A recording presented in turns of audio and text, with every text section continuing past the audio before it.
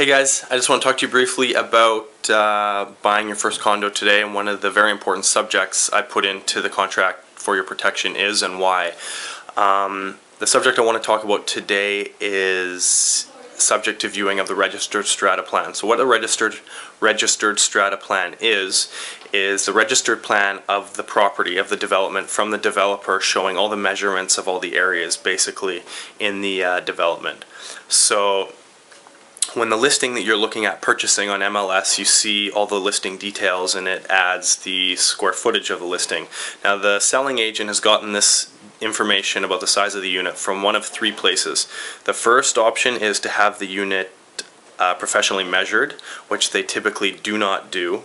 You'll find it in much higher end listings quite commonly, but in the smaller product typically that we're looking at, in and up to the kind of $425,000, $450,000 range, it's not a common practice.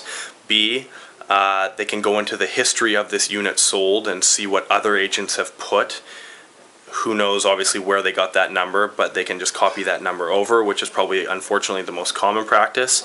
And C, they can look at the registered strata plan. And what I do is get a copy of this registered strata plan from the listing agent for us to have a look at and do the equation to make sure we're getting the actual legal square footage that we're paying for.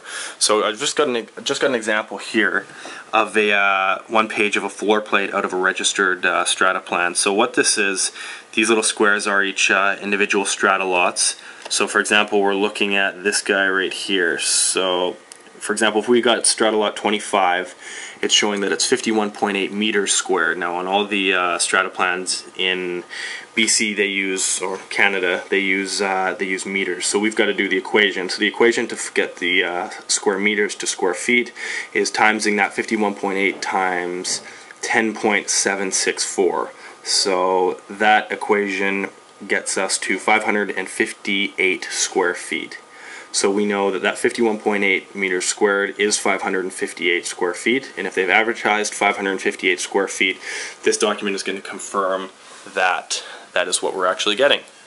If you have any other questions about specific subjects I like to put in to protect you as a first-time home buyer and buying your first place, please don't hesitate to email me or call me at any time, j@jmckinnis.com or 604-771-4606.